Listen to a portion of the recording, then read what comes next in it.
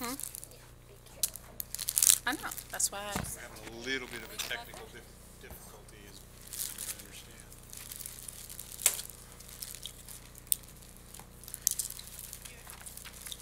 Hey, Nick, are you streaming?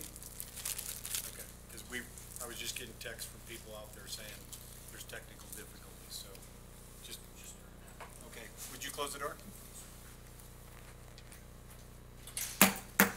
So we'll call to order our work session for the Board of Commissioners, April 24th, 2018, at 5:30 p.m.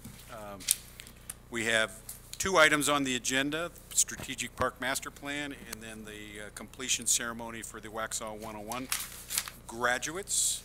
And hopefully we will be done by 6:15. If not, I will have to step aside and turn the gavel over to you as there's a celebration for a police retiree over in the other room that I have to make a presentation at 6:15. So, motion to adopt the agenda? So moved. All those in favor? Aye. Okay.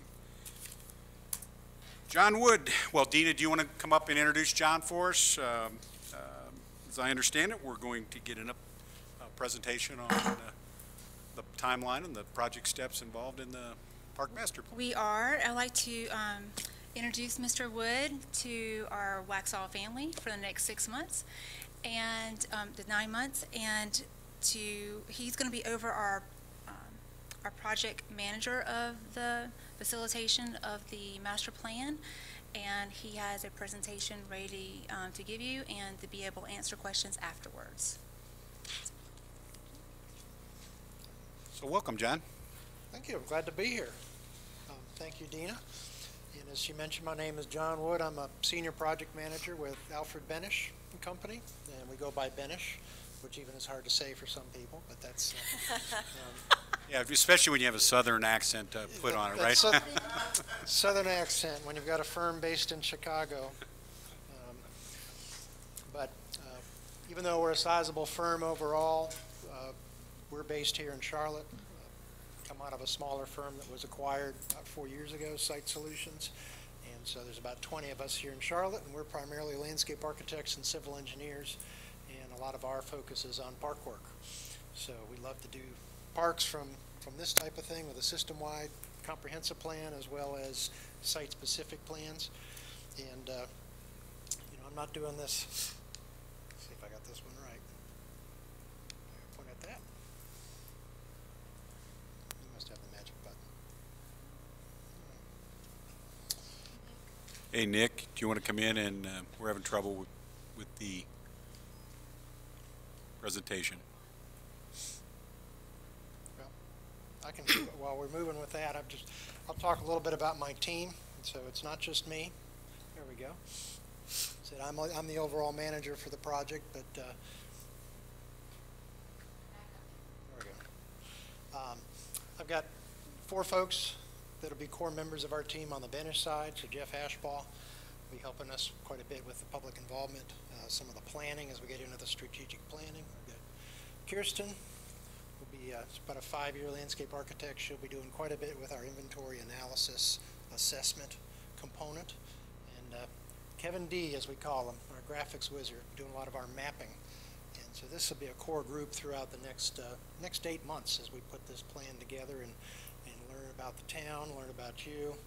There's a lot of difference between Charlotte and Waxhaw, even though we're not that far apart. But there's a lot of things that go on in both places that both take advantage of. So we do a lot of work around the state. I've listed sort of 4 plans on there that are fairly recent, similar type of comprehensive plans. So everything from Gaston County, where you've got a large regional population, but then city of Sanford, where you're more in line with where you're probably headed in the next 5 years of that 25,000 population, as Waxhaw has kind of exploded. City of Monroe, I did with a previous firm a couple years ago, so fairly recent, and good friends still with Tanya over there, and we'll bring some of that information in to this play. The other member of our team, Jason Murata with ETC Institute, you're probably somewhat familiar with ETC. They did your residence survey in 2017. We thought that would be good to bring them back in the fold. I've worked with them. This will be my 4th project with them. all on the Park and Rec side, they have a good basis to start with, because a lot of those questions that you got revolved around recreation. Give us a good basis to start with a community survey. Something which will be a little different than you had in your 2012 plan. I don't believe you had a community-wide survey, and so that's going to be important as we gather that information. I mean, we have a lot of issues that we're going to try to deal with through this work plan and this process, and I'm not going to go through every one of those, but I want to touch upon some of them that I'm sure are hot topics. And to start with, the plan you did in 2012, not all of it is already, even though you've had a fast-paced explosion of growth, the bare bones of that plan really helped establish your current department, your advisory board, get the Park and Rec program up and running. So it did its deed for the first 5 years, and there's still some things we just haven't gotten to, either through the economy or just your focus is getting the right components in place to build up a wonderful park and recreation program and offer that to your residents. Must be doing something right.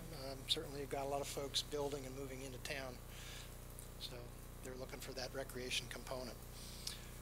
One of the big things we want to look at is measuring that placement of park and rec facilities. That's number 2 up there. And we're going to, through our community survey, through our outreach program, we're going to get a lot of that information about what people are looking for when they like to recreate, whether it's playing baseball or playing chess or just out getting a walk or just having a place to gather if you're a senior and want to just be amongst others of your own age group. We want to look at all the different demographics, take advantage of regional offerings and partnerships. There may not be some things we need to do here in the town that are offered just a short distance away. And if they do it well, why repeat it? We want to, as part of that measuring the placement, improving some of your existing infrastructure, particularly on the park and rec side. Some of it might have to do with just how we connect and get from one place to the other. But we want to be able to look at expansion of your offerings and your facilities programming. We want to create some uniqueness, tell some history. There's a lot of things that are going to go into how we place park and rec facilities.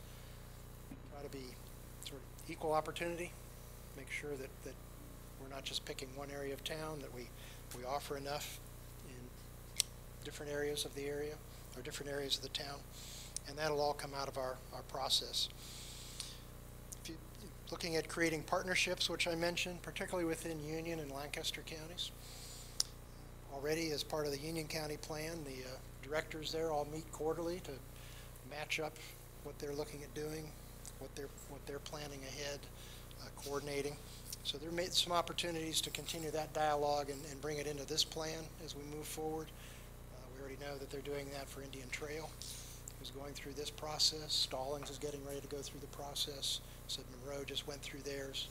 I think even Wesley Chapel's looking at doing some things now too. So there's a lot of people talking at this point in time. So it's a good opportunity to get that dialogue.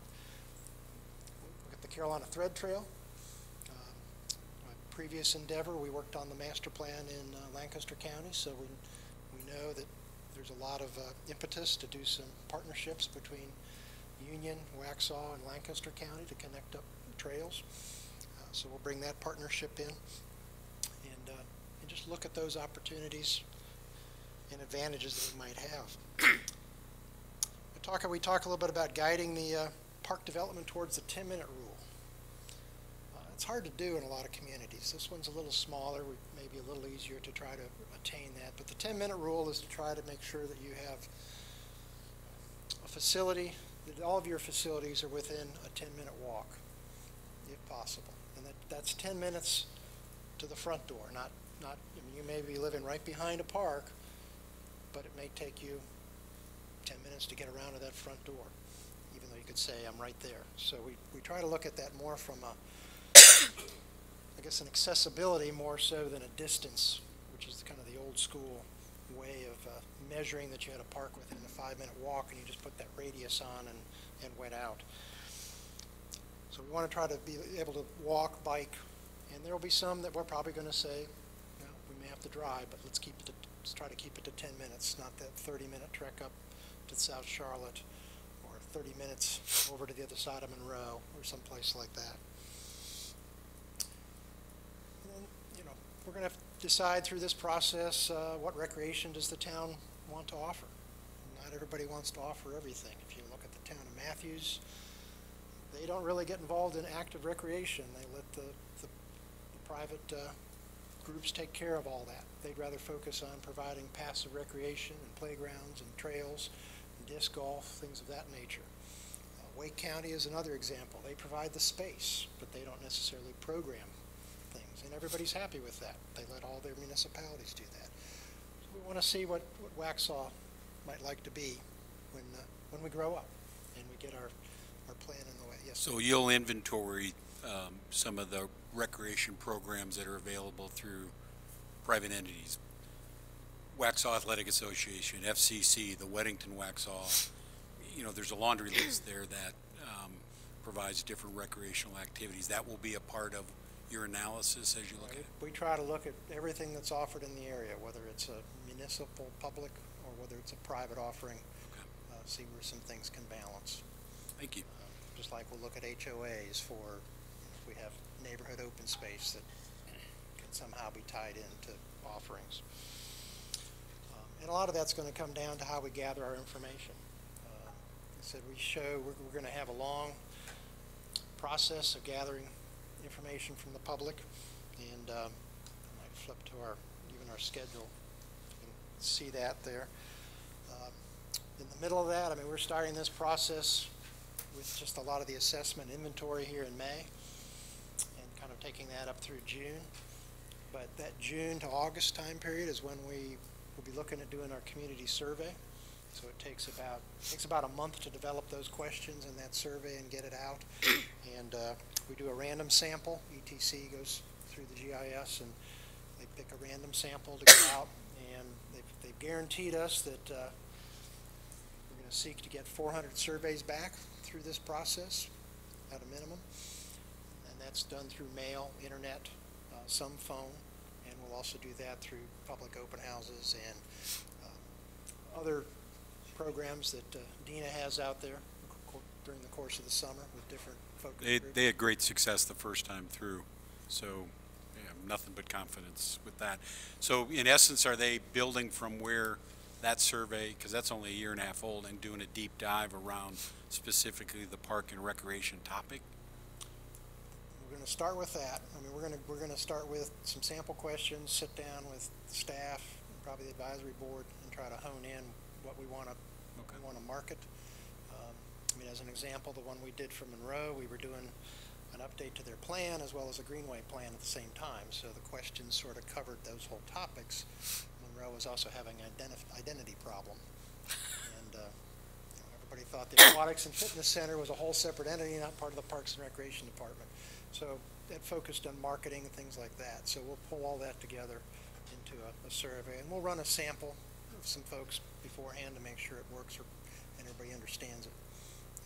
And we'll take that through. Our overall community engagement process, if you look at our schedule, actually goes sort of June through mid-November. We'll have a round of what we call community conversations in that June time period, open houses that probably in a couple different locations, areas here in town, and then come back again towards the end of the gathering process and maybe go to two different areas and have the same type of format. But really this engagement process goes throughout the whole process. It's going to go up to the very end of this planning process. Can I ask, do you have a methodology, or do you plan on differentiating between green space and event space? We'll explain. We'll try to get, and then there's open space. Exactly. Well, we've had some goals before as to how much green space acreage we want to have per person, but that's different than, say, an event lot or the McDonald House or things like that. So we've had some confusion in town among our own residents as to what's a park, what is green space, what is how to separate all of those entities out and categorize them. We can show examples of that through the process, and then as far as the categorization, some of that will come out of the survey, because one thing ETC does have is a nice benchmarking database to compare it to other communities, both of this size and around the country too. I think that would be beneficial for our And that's for our another reason public. I wanted them on the team. Just they do bring that depth into the process, which is good. So our process, we're looking to take that through. So that probably by August, September, we're starting to work on some planning. It's hard to say concepts because it's not really developing like you would a normal site plan, but we'll have goals and concepts that we'll be testing as part of that strategic plan, looking out that next 8 to 10 years, and refining that through Park and Rec Advisory Board, through this body here.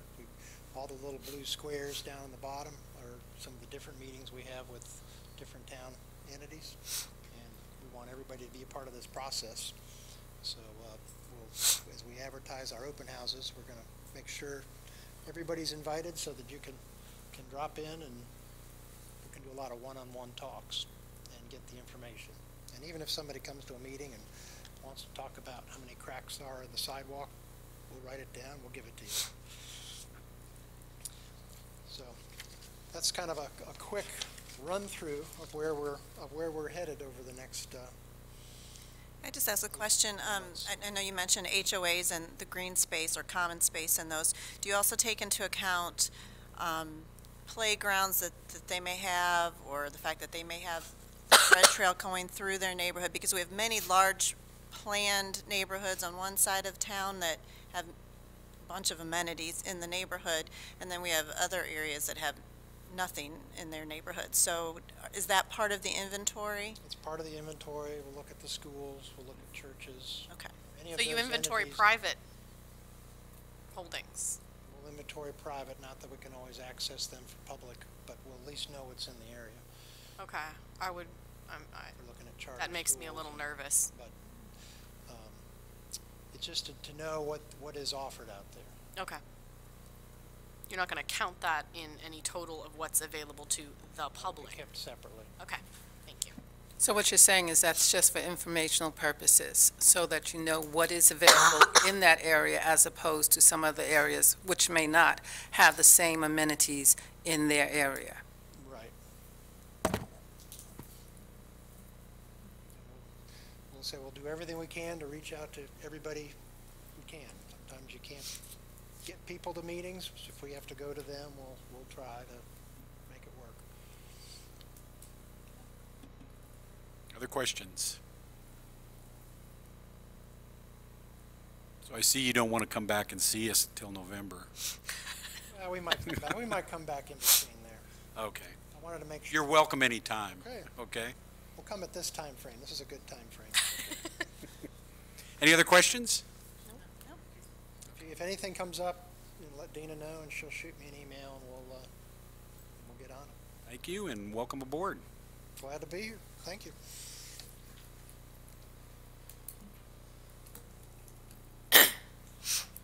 Okay. The next part of this is to staff. Are we a little bit early, or? So we can probably take a 10-minute recess until 6 when was the advertised Okay. start time for the 101 class to be here. All right, so we'll recess until 6 o'clock.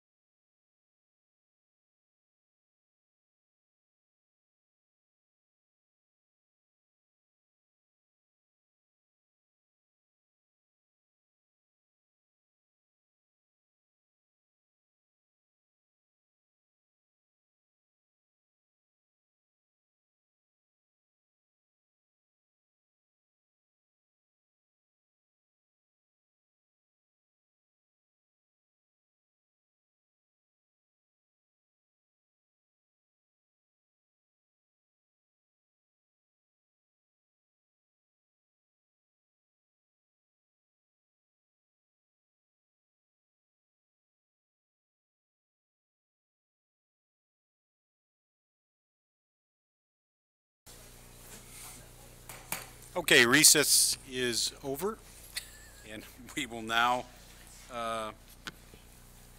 conduct the completion ceremony for Waxhaw 101, and we'll turn this over to Greg and staff.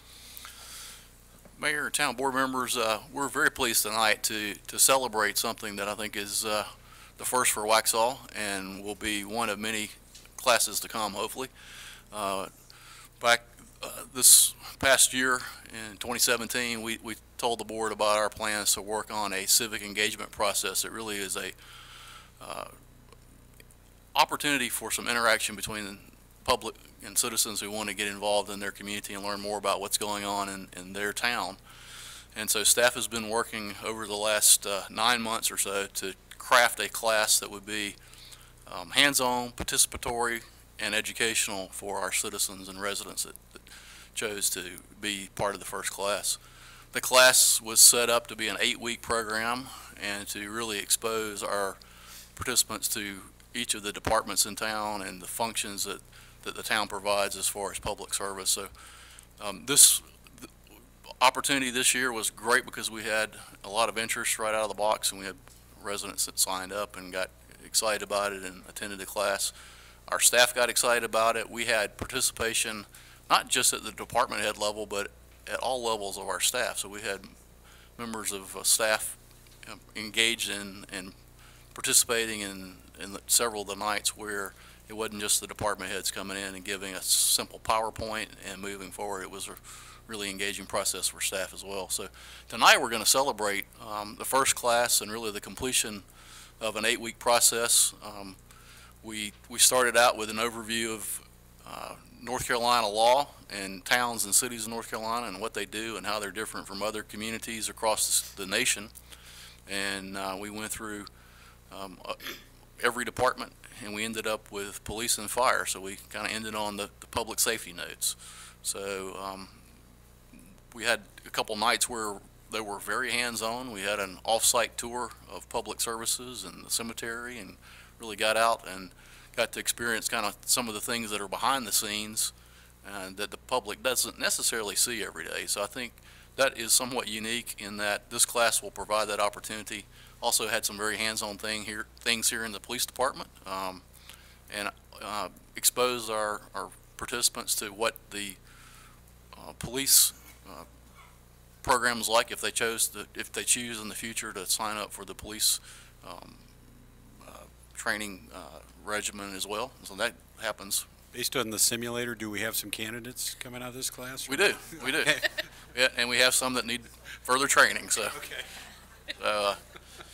It's an exposure to all that, but really what I wanted to focus on tonight is just that we had engaged residents. We had citizens that asked good questions.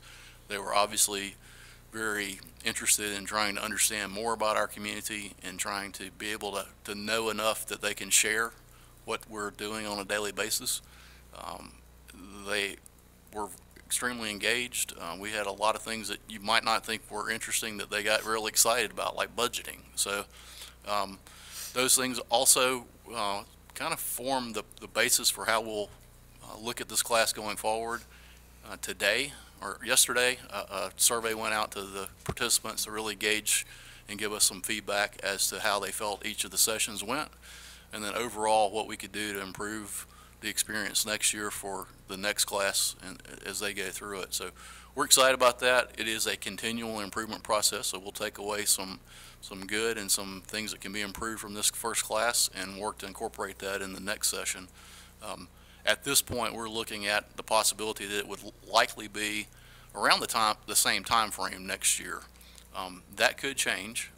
There's been some discussion about whether or not it'd be possible to have a fall class, but right now we're looking at the probability that we're probably looking at next fall or next winter, so starting sometime in February.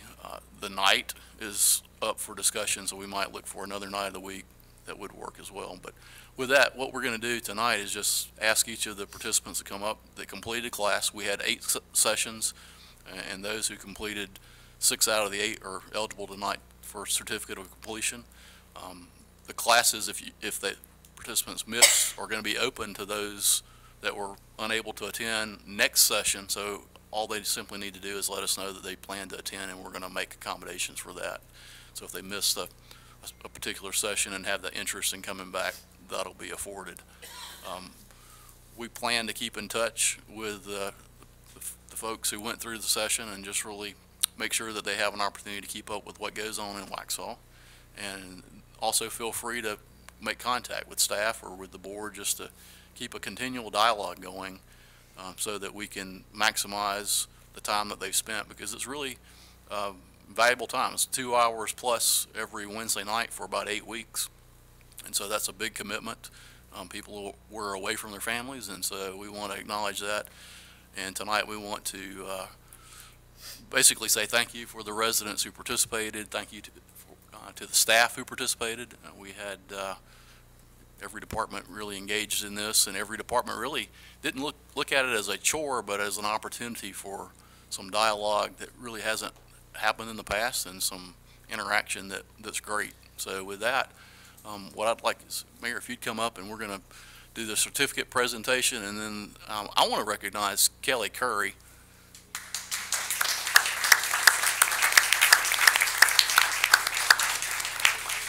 And I'm going to ask Kelly to come up too, because each department played a major role in creating the information and the educational pieces that were put together. But Kelly was the logistics master, and she really kept it focused and on track. And she was kind of the ringmaster, I guess you could say, too, to keep us flowing. So Kelly has the distinction of helping get us through the finish line for this first session. And I'm going to ask her to join the three of us, and we'll call each participant up, and we have a little gift and then a certificate to award.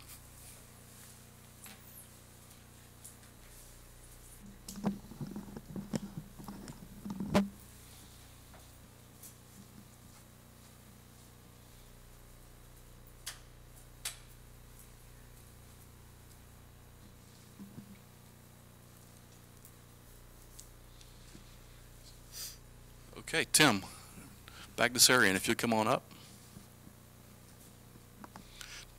I'm not going to say something about everybody, but Tim probably should get the sharpshooter award because he didn't really kill any good people during the scenario here. So congratulations, Tim. Thank you.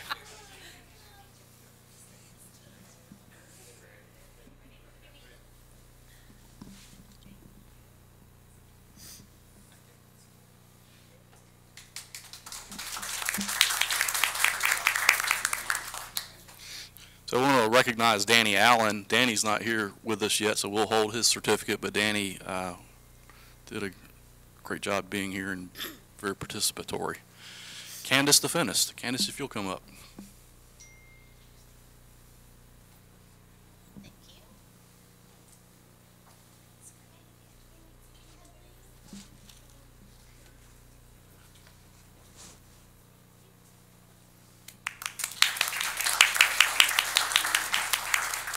Candace also was really handy with the gun, so you were probably number two. You were giving Tim a run for the money, so.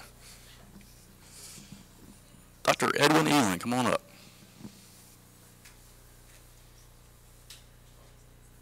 Congratulations.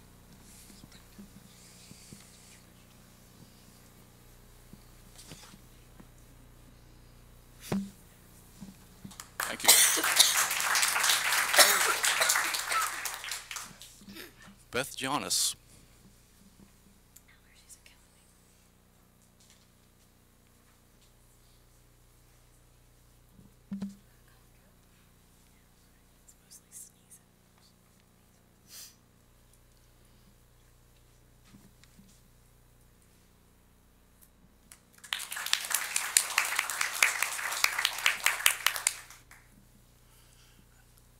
Albania Hernandez.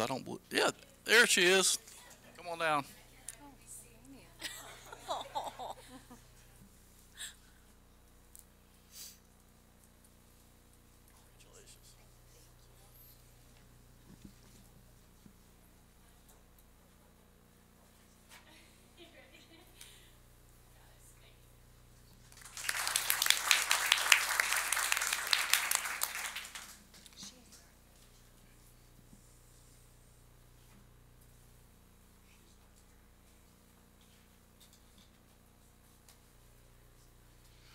Bonnie Racinko.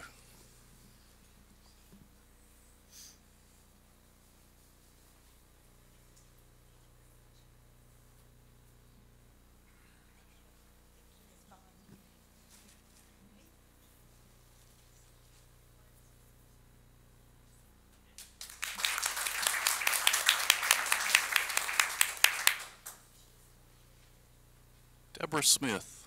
Is Deborah?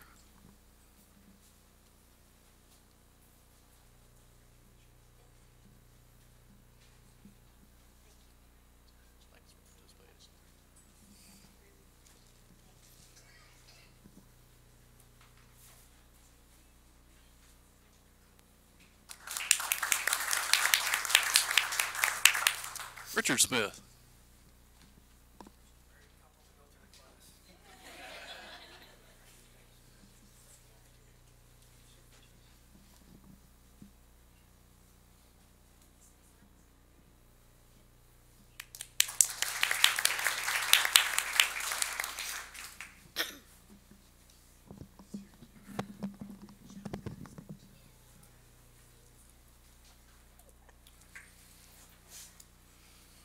Congratulations to all, and with that, that is the end of our initial work session, so I'll entertain a motion to adjourn.